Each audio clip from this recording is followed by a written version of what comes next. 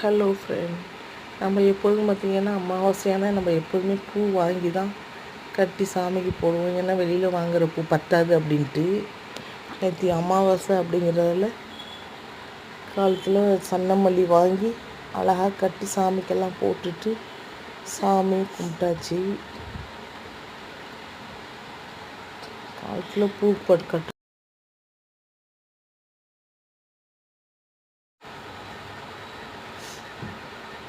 பூவெல்லாம் கட்டி முடிச்சுட்டு அப்புறம் குளிச்சுட்டு சாமியெல்லாம் விளக்கேற்றிட்டு சாம்பிராணி கொட்டங்காய்ச்சி வச்சு தான் சாம்பிராணி போடுறது. ஏன்னா நம்ம சிட்டிக்குள்ளே இருக்கிறதால நமக்கு இது கிடைக்காது.